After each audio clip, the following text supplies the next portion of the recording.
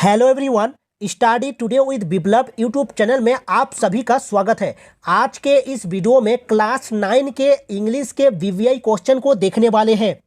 इस वीडियो के सारे क्वेश्चन आपके आने वाले वीकली टेस्ट के लिए अति महत्वपूर्ण है, इसलिए वीडियो को शेयर करिएगा और लाइक करिएगा। तो चलिए शुरू करते हैं।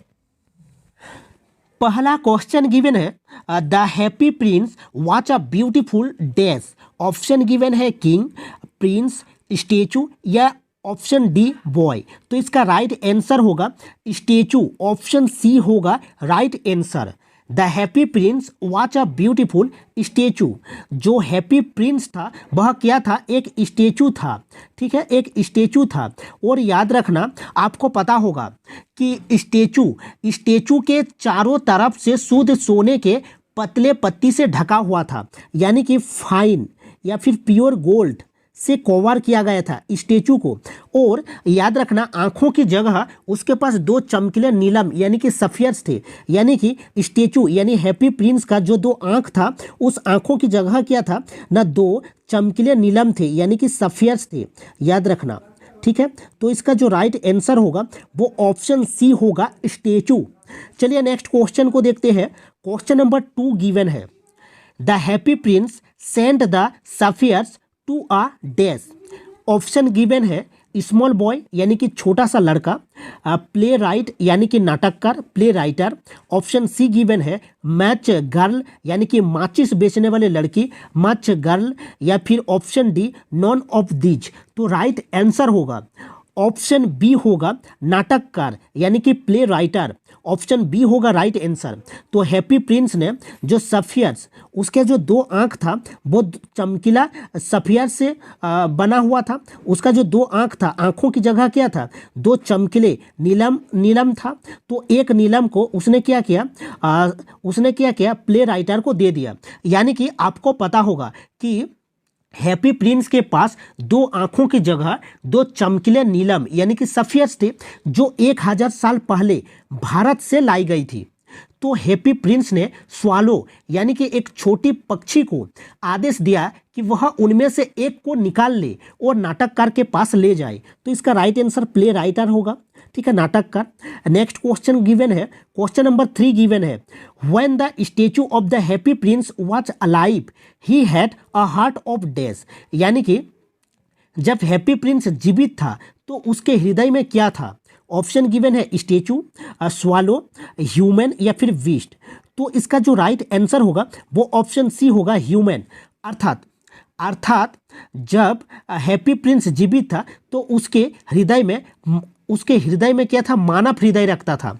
यानी कि आपको पता होगा कि हैप्पी प्रिंस ने स्वालो को कहा, स्वालो कौन था ना? एक छोटी लिटिल पक्षी था। तो स्वालो को क्या कहा ना, जब मैं जीवित था और मानव हृदय रखता था, मैं नहीं जानता था कि आंसू क्या होते थे, क्योंकि मैं महल में रहता था जहां दुखों को अंदर आने नहीं दिया जाता। तो इसका राइट आंसर ह्यूमन होगा, मानव हृदय रखता था। स्टेचू ऑफ हैप्पी प्रिंस जब जीवित था तो वह मानव हृदय रखता था। नेक्स्ट क्वेश्चन गिवन है, क्वेश्चन नंबर 4 गिवन है, all the next day he set on the princess shoulder, who is he in the sentence. तो देखिए, ये जो सेंटेंस लिखा गया है ऑल द नेक्स्ट डे यानी पूरे दिन के बाद, he set on the princess, he set on the princess यानी कि प्रिंसेस के यानी कि राजकुमार के शोल्डर, कंधे पर वह बैठा। तो ये जो ही था, कौन बैठा? क्वेश्चन में कहा गया है कि कौन बैठा? राजकुमार के शोल्डर में। तो ऑप्शन गिवन है द माच गर्ल यानी कि माचिस बेचने वाली लड़की, या फिर काउंसिलर, एंजल या फिर स्वालो यानी कि एक लिटिल स्वालो यानी कि एक पक्षी। तो इसका जो राइट आंसर होगा ऑप्शन डी होगा स्वालो, यानी कि स्वालो इसका राइट आंसर होगा, अ लिटिल स्वालो। तो इसका राइट आंसर ऑप्शन डी होगा, ठीक है, ऑप्शन डी होगा इसका राइट आंसर। तो चलिए नेक्स्ट क्वेश्चन को देखते हैं। क्वेश्चन नंबर 5 गिवन है, the happy prince send a ruby to the dash. यानी कि हैप्पी प्रिंस ने रूबी भेजा। किसको भेजा था रूबी? मच गर्ल यानी कि माचिस बेचने वाली लड़की, सीम स्ट्रेस यानी कि दर्जिन, प्ले राइटर, नाटककार या फिर बेगर, भिखारी को। तो इसका जो राइट आंसर होगा वो सीमस्ट्रेस होगा। ऑप्शन बी होगा इसका राइट आंसर, सीमस्ट्रेस। आपको पता होगा कि जो दर्जिन बहुत गरीब थी, जो दर्जिन था वो बहुत गरीब थी, उसका छोटा लड़का बीमार पड़ा हुआ है, उसको बुखार है और अपनी माँ से संतरे मांग रही थी और उसकी माँ के पास उसे देने के लिए नदी के पानी के सिवाय कुछ नहीं था। तो ये सब देखकर स्टैचू ऑफ हैप्पी प्रिंस ये सब देखा और वह क्या किया ना, ये जो तलवार के ऊपर जो एक रूबी लगा हुआ था, उसको स्वालो को कहा कि उस रूबी को लेकर सेम स्टेज को दे आए। तो इसका राइट आंसर ऑप्शन बी होगा। नेक्स्ट क्वेश्चन गिवन है, one night there flew over the city a little dash. Option given है पिजन, पैरट, ईगल या फिर स्वालो। तो इसका राइट आंसर होगा आ लिटिल स्वालो। तो ऑप्शन डी होगा right answer, a little swallow. One night there flew over the city a little swallow. तो right answer option D होगा। नेक्स्ट क्वेश्चन गिवन है, क्वेश्चन नंबर 7 गिवन है, the seamstress was embroidering flowers on. The seamstress was embroidering flowers on a satin gown, a curtain, a table, a wall. तो इसका right answer होगा option A होगा, अ satin gown. तो अ satin gown होगा right answer, option A होगा। आपको पता होगा, अगर आप स्टोरी को ध्यान से पढ़िएगा, वहाँ पर लिखा गया है कि दर्जिन, यानी कि जो दर्जिन था, ठीक है, तो दर्जिन जो था वह रानी की सबसे प्यारी सेविका के लिए अगले नृत्य समारोह में पहनने के लिए साटिन के एक गाउन पर फूलों की कढ़ाई कर रही है। तो इसका राइट आंसर होगा आ साटिन गाउन। तो आप स्टोरी को ध्यान से पढ़िएगा, ठीक है। तो इसका राइट आंसर ऑप्शन ए होगा। चलिए नेक्स्ट क्वेश्चन को देखते हैं। क्वेश्चन नंबर 8 गिवन है, the little swallow came and sat on the dash.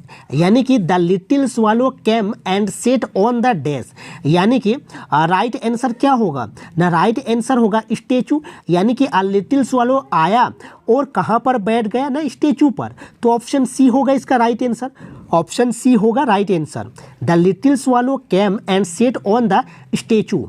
Next question, question number 9 given है, the happy prince had two bright dash for his eyes. तो आपको पता होगा सफियर्स, यानी कि उसके आंखों की जगह उसके पास 2 चमकीले नीलम यानी कि सफियर्स थे। तो ऑप्शन बी होगा राइट आंसर, ठीक है। नेक्स्ट क्वेश्चन गिवन है, अंतिम क्वेश्चन देखिए, क्वेश्चन का अंतिम क्वेश्चन है, ठीक है। फिर हम ग्रामर को देखेंगे। What was the statue of the happy Prince covered with. यानी कि जो स्टेचू था उसके चारों तरफ से क्या कवर किया गया था, यानी कि ढका हुआ था जो स्टेचू था। तो इसका राइट आंसर होगा thin lips of gold. Option B होगा राइट आंसर, यानी कि ऑप्शन बी होगा राइट आंसर। आपको पता है कि स्टेचू के चारों तरफ से शुद्ध सोने यानी कि फाइन गोल्ड के पतले पत्तों से ढका हुआ था, कवर किया गया था। तो ऑप्शन बी होगा राइट आंसर। नेक्स्ट देखिए ग्रामर है, यानी कि डिटर्मिनर से संबंधित है। तो कुछ ग्रामर के क्वेश्चन को डिस्कस कर लेते हैं। चलिए पहला क्वेश्चन गिवन है, please give me dash 1 rupee note. तो ऑप्शन गिवन है एन है, साम है, ए है और नॉन ऑफ दीज। तो इसका जो राइट आंसर होगा वो ए होगा, क्योंकि देखिए 1 रुपी नोट यानी कि 1 है, यानी कि ये जो 1 शब्द के उच्चारण की प्रथम ध्वनि क्या है, व्यंजन है। प्रथम ध्वनि क्या है, व्यंजन है, यानी कि वो है, इसलिए इसका राइट आंसर हो जाएगा ए होगा। देखिए ओ एन ई, ओ जो है ये वायल है, तो इसके पहले एन यूज होना चाहिए था, लेकिन एन यूज नहीं होगा, क्योंकि ये जो 1 शब्द है इसके उच्चारण के जो प्रथम ध्वनि है वो है, यानी कि व्यंजन है। इसलिए व्यंजन ध्वनि के पहले ए का यूज किया जाता है, एन का यूज नहीं होगा, इसलिए इसका राइट आंसर ए होगा। चलिए नेक्स्ट क्वेश्चन को देखते हैं। देखिए नेक्स्ट क्वेश्चन गिवन है, mount Everest is dash highest peak in the world. तो ए यूज होगा, द होगा, 1 होगा या नॉन ऑफ दीज। तो इसका जो राइट आंसर होगा वो द होगा। द क्यों होगा, mount Everest is the highest peak in the world, तो यहाँ पर द यूज होगा, क्योंकि सुपरलेटिव डिग्री है, जो हाईएस्ट है ये क्या है, सुपरलेटिव डिग्री है, और सुपरलेटिव डिग्री के पहले द का यूज किया जाता है, याद रखना, सुपरलेटिव डिग्री के पहले द का यूज किया जाता है। इसलिए mount Everest is the highest peak in the world, तो इसका राइट आंसर द होगा। चलिए नेक्स्ट क्वेश्चन को देखते हैं। नेक्स्ट क्वेश्चन गिवन है please send me dash money, तो साम यूज होगा, मैनी होगा, फ्यू होगा या नॉन ऑफ दीज होगा, तो इसका राइट आंसर होगा साम होगा। प्लीज लैंड मी साम मनी, तो साम यूज होगा। चलिए नेक्स्ट क्वेश्चन को देखते हैं।